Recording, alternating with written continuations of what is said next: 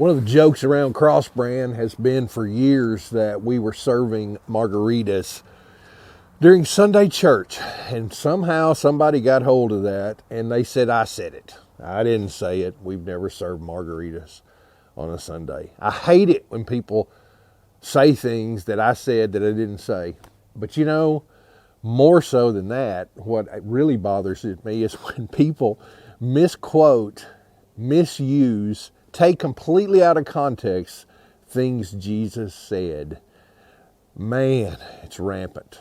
So, you ever wondered what are some of the main things that Jesus never said that sometimes people either imply it, people think it, people even sometimes say this stuff? So, for the next few bottom lines, I just want to remind you that there's about 3 things that people may think that Jesus said, but he never said that. And so if you're like me and you hate it when people take out of context things you say, I think that you probably need to listen and share some of these things that Jesus didn't say, right? So the first one, Jesus never said to follow me and I'm going to bring you freedom from pain, fabulous fortune, and warm fuzzy feelings. We don't ever want to give the impression through this particular broadcast that is something that Jesus would do for us. There was a very influential and wealthy pastor that said a few years ago, the reason he drove a BMW was because he didn't want people to think that people who served Jesus were trashy. And it just kind of blew my mind. There's a guy named Jared Wilson, and if you'll just let me read this for you, he said this: Jesus isn't a magic genie. And if your prayers seem more like wishes than heartfelt conversations, you may want to rethink your foundation of faith and how it's being built. I love that. The truth is Jesus never promised us that we'd be wealthy. Heck, Jesus was poor as a snake.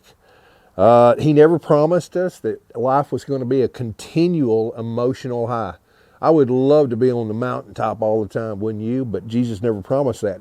Did you realize that when Paul first got saved, when he first followed Jesus, he was told, hey buddy, you're going to get to suffer a lot. That don't sound like an emotional high. Jesus never promised that we would live a pain-free life. All of us ranchers with half a thumb, all of us oil field workers, all of you, just wouldn't it be great on this side of heaven to never have a headache, to never be in any kind of need? But you know, that's not something Jesus promised. By the way, he never promised everybody to like us either. That's been one big thing that has impacted a lot of people's ability to follow Jesus, is that they really think that, boy, if I follow Jesus, everybody's going to love me. That's just not true. Hey, let me tell you real quick before I end, and before I wrap up and give you the bottom line. Well, there's really 3 bottom lines. Jesus never said that it was just going to be peaches and roses and everything was going to be great after you followed him. What he did say was, number 1, he's going to give you peace. He did say, I promise you peace. I have told you these things so that in me you will have peace. In this world you will have trouble. Watch this. I love this part. But take heart. I have overcome the world. Let me tell you a second thing. He promised he'd never leave us. He promised, kind of like that dog, never leaves me. He promised he'd never leave us. And the wind is blowing right now and I can't see it, but I know it's here. And that's the same with the presence of Jesus.